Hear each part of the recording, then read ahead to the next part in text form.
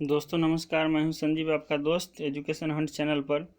जैसे कि आप सभी जानते हैं कि चाइल्ड डेवलपमेंट एंड पेडागोजी का सबसे इम्पोर्टेंट सेक्शन पेडागोजी यानी शिक्षा शास्त्र चल रहा है, जिसके अनुसार हम लोग जो लेसन अप कवर अप कर रहे थे वह था आपका यूनिट 22 अनुभूति और भावनाएं। यूनिट 22 अनुभूति और भावनाएं, फीलिंग्स एंड इमोशन, जिसके अंतर्गत हम लोग अनुभूति और भावना के बारे में डिस्कस किए थे। आज देखेंगे उससे कुछ आगे फैक्टर कैसे कैसे होते हैं, उसके बारे में हम लोग आज समझेंगे। तो आइए देखते हैं। अनुभूति की अवधारणा मन, तर्क, धारणा, बुद्धिमत्ता, शिक्षण और अन्य कई अन्य जैसे अमूर्त अवधारणाओं से निकटता से संबंधित है, जो मानव मन की कई क्षमताओं और कृत्रिम या सिंथेटिक बुद्धिमत्ता के अपेक्षित गुणों का वर्णन करते हैं। जैसे कि हम लोग समझे थे कि फीलिंग्स, जिसको हम लोग अनुभूति कहते हैं, जो मेरा इंटरनली होता है, लेकिन भावना हमारा एक्सटर्नली होता है। अनुभूति ही हम लोग को भावना में चेंज हो जाता है, परिवर्तन हो जाता है। अनुभूति उन्नत जीवित जीवों की एक अमूर्त संपत्ति है, इसलिए यह मस्तिष्क के प्रत्यक्ष गुण या उपमनोहारी और प्रतीकात्मक स्तरों पर एक अमूर्त मस्तिष्क के रूप में अध्ययन किया जाता है। नेक्स्ट है मनोविज्ञान और कृत्रिम बुद्धिमत्ता में इसका उपयोग मानसिक कार्यों, मानसिक प्रक्रिया और बुद्धिमान संस्थाओं की स्थितियों, मानव संगठन, अत्यधिक स्वायत्त रोबोट को संदर्भित करने के लिए किया जाता है। विशेष रूप से इस तरह की मानसिक प्रक्रियाओं के अध्ययन की ओर ध्यान देने के साथ समझहीनता, निर्णय लेने, योजना और सीखने की आवश्यकता है। नेक्स्ट है हाल ही में उन्नत संज्ञानात्मक शोधकर्ताओं ने अमूर्तता, सामान्यीकरण, संगोष्ठी, विशेषज्ञता और मेटा तर्क की क्षमताओं पर विशेष रूप से ध्यान केंद्रित किया है, जिसमें विवरणों में बुद्धिमान व्यक्तियों, वस्तुओं, एजेंटों, प्रणालियों के विश्वास, ज्ञान, इच्छाओं, वरीयताओं और इरादों के रूप में ऐसी अवधारणाएं शामिल हैं। दोस्तों, इस चैप्टर का इम्पोर्टेंट पॉइंट अनुभूति और भावना है। तो हम लोग अनुभूति को फिर से एक बार देख रहे हैं। अनुभूति शब्द का उपयोग व्यापक अर्थों में जानने या ज्ञान के कार्य के लिए किया जाता है और एक सामाजिक या सांस्कृतिक अर्थ में एक समूह के भीतर ज्ञान और अवधारणाओं के उद्भव विकास का वर्णन करने के लिए व्याख्या की जा सकती है, जो विचार और क्रिया दोनों में परिणत होती है। विचार और क्रिया दोनों में परिणत होती है। फीलिंग्स, हम लोग उसको फीलिंग करते हैं, मतलब अनुभूति होती है, और वह फीलिंग्स हमारा भावना में परिवर्तन हो जाती है। भावना एक रासायनिक प्रतिक्रिया है जो हमारे मस्तिष्क में एक उत्तेजना की प्रतिक्रिया से उत्पन्न होती है और इसके परिणाम स्वरूप हमारे शरीर में एक परिवर्तन होता है। हमारा फीलिंग्स, हमारा अनुभूति जब भावना में चेंज हो जाता है तो वह फिजिकली भी दिखता है, शारीरिक रूप से भी दिखता है। परिणाम स्वरूप हमारे शरीर में एक परिवर्तन होता है। हमारे मस्तिष्क का क्षेत्र जो एक भावना का कारण बनता है वह है लिम्बिक सिस्टम। हमारे मस्तिष्क का क्षेत्र जो एक भावना का कारण बनता है वह है लिम्बिक सिस्टम। यह वह जगह है जहां हम जो अनुभव कर रहे हैं वह याद या रिकॉर्ड किया जाता है। हमारे शरीर में, हमारे मस्तिष्क में जो हम अनुभव करते हैं वह रिकॉर्ड हो जाता है। यही वजह है कि ज़्यादातर मामलों में हम एक विशिष्ट तरीके से प्रतिक्रिया करने के लिए तैयार हो जाते हैं। उदाहरण के लिए, जब हमारा हाथ जलता है या बहुत गर्म वस्तु को छूते हैं या आग के करीब पहुंचते हैं, तो हम सीखते हैं कि ऐसा करने से हमें दर्द होगा। ये हमारे मस्तिष्क में रिकॉर्ड हो जाता है, जिसे हम लोग क्या कहते हैं, लिम्बिक सिस्टम। इससे भय की भावना उत्पन्न होती है। विशेष रूप से उत्तेजित स्थितियों का सामना करने के लिए हमारा शरीर एक निश्चित प्रतिक्रिया करता है।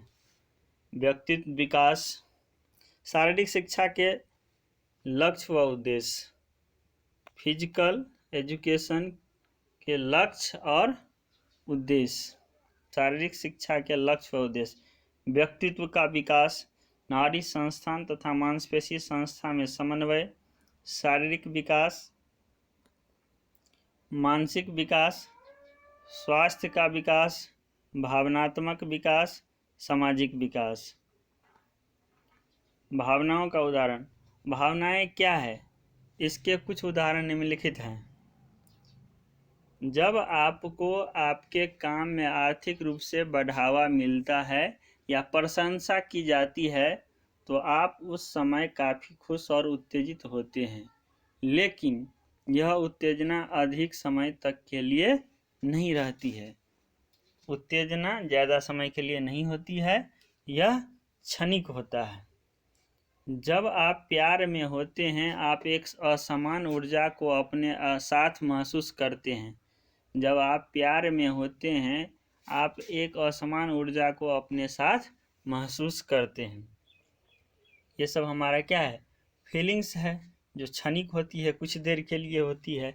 यहाँ तक कि आप बहुत सारे भावनात्मक उतार चढ़ाव महसूस करते हैं और आप फिर स्थिर हो जाते हैं। हमारे लाइफ में कई तरह के उतार चढ़ाव आते रहते हैं। कभी हम लोग खुशी में रहते हैं, कभी हम लोग गम में रहते हैं। ये हमारा क्या है? क्षणिक है, मतलब ये हमारा फीलिंग्स है, अनुभूति है। आप ड्रिंक करने बाहर जाने के लिए अपने सबसे अच्छे दोस्त के लिए रुके थे। आपने पहले से ही इस आउटिंग की योजना बनाई है क्योंकि आपके पास बहुत काम है। आप उससे मिलने के लिए कई गतिविधियों को रद्द कर देते हैं और घंटों बाद वह आपको बताती है कि वह नहीं जा सकती। शुरुआत में आप नाराज़ महसूस करेंगे और कुछ घंटों या दिनों के बाद भावनाएं सामान्य हो जाती है। हम लोग किसी के प्रति इतना अट्रैक्टिव हो जाते हैं, जैसे हमारे दोस्त हैं, उसके लिए हम लोग क्या करते हैं? वेट करते हैं, इंतज़ार करते हैं, लेकिन घंटों इंतज़ार करने के बाद वह मना कर देते हैं कि हम नहीं जाएंगे, है ना। और ये क्या होती है? उस समय हम महसूस करते हैं नाराज़गी, फिर ये हमारा फीलिंग्स है, लेकिन कुछ घंटों या दिनों के बाद हमारी भावनाएं बदल जाती है, तो ये हमारी भावना हो गई। नेक्स्ट है, प्रत्येक भावना के 3 बुनियादी पहलू होते हैं। प्रत्येक भावना के 3 बुनियादी पहलू होते हैं: संज्ञानात्मक पहलू, शारीरिक पहलू, व्यवहार संबंधी पहलू। पहले आइए हम लोग समझते हैं संज्ञानात्मक पहलू। संज्ञानात्मक, जिसको ज्ञान कहते हैं, इसमें विचारों, विश्वासों और अपेक्षाओं को शामिल किया जाता है जिससे हम भावनाओं का अनुभव करते हैं।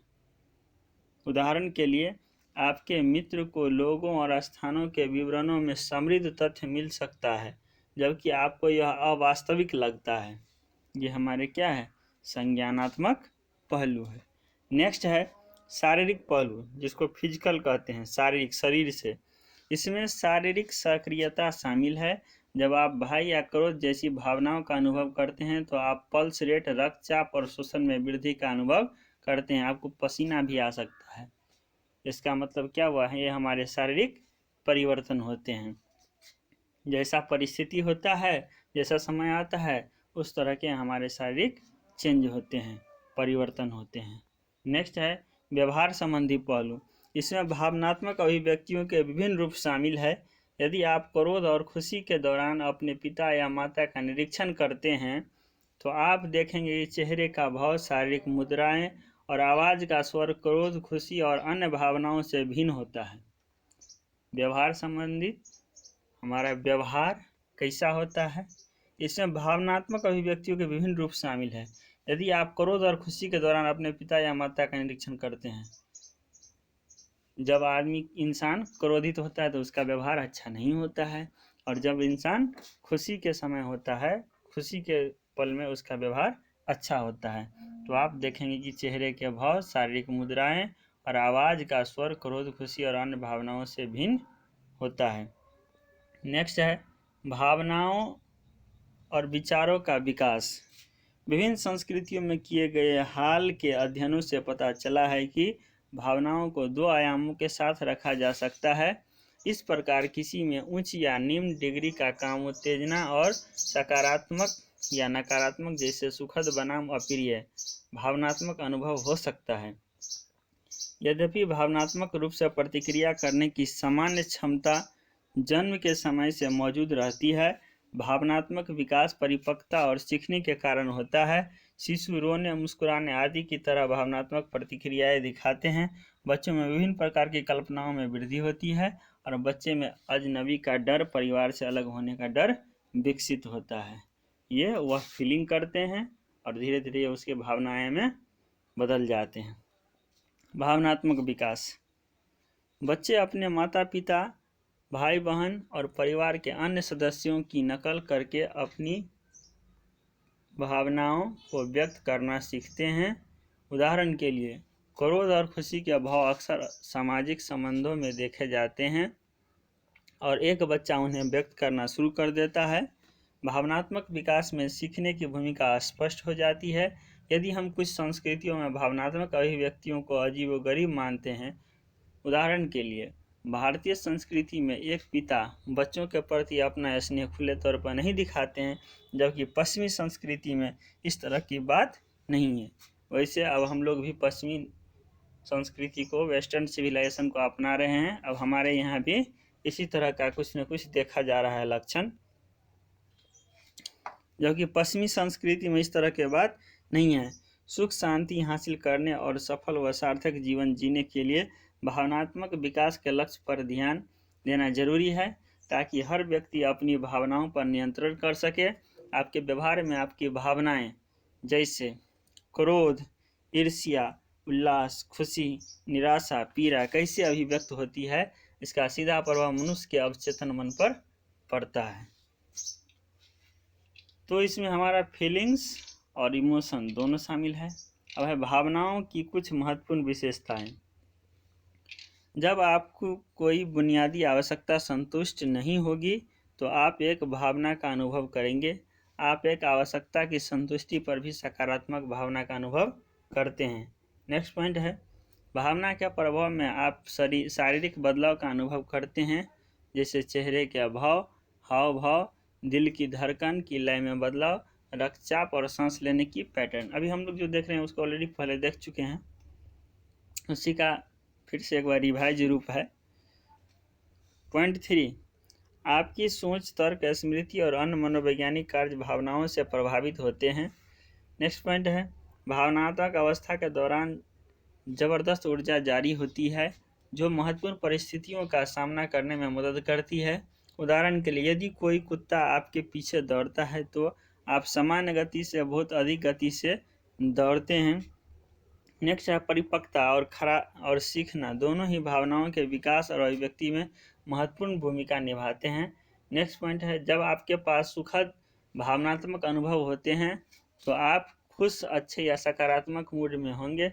इसके विपरीत अप्रिय भावना अनुभवों से दुखी या नकारात्मक मनोदशा पैदा होती है।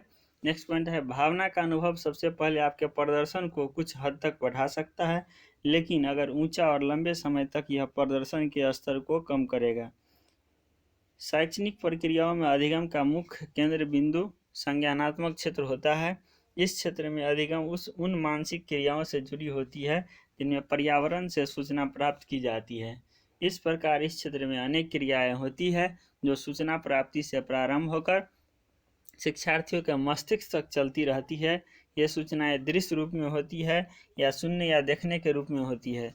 संज्ञान में मुख्यतः ज्ञान, समग्रता, अनुप्रयोग, विश्लेषण तथा मूल्यांकन पक्ष सम्मिलित है।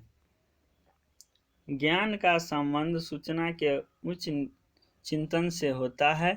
किसी विषय क्षेत्र में विशिष्ट तत्वों का पुनर्स्मरण या पुनर्पहचान अर्थात स्मरण स्तर की क्रियाएं इसके द्वारा होती है। समग्रता, सूचना तब तक महत्वपूर्ण नहीं होती जब तक उसे समझा नहीं जाता। इस स्तर पर तथ्यों, संप्रत्यायों, सिद्धांतों एवं सामान्यीकरण का बोध होता है। दोस्तों, यह है आपका ब्लूम टैक्सोनॉमी, जिसके 6 पार्ट्स हैं, 6 अंग हैं। इसको हम लोग नेक्स्ट क्लास में देखेंगे, क्योंकि आप लोग को भी बोरिंग नहीं लगना चाहिए। मैं इसको थोड़ा एक्सप्लेन कर दूंगा नेक्स्ट क्लास में। और आप लोग को मेरा प्रयास अच्छा लग रहा हो तो वीडियो को लाइक, शेयर और सब्सक्राइब करना नहीं भूलेंगे। और मेरे व्हाट्सएप ग्रुप से आप जुड़ना चाहते हैं तो आप अपना मोबाइल नंबर और नेम कमेंट बॉक्स में ज़रूर लिख दीजिएगा। थैंक यू, बहुत बहुत धन्यवाद।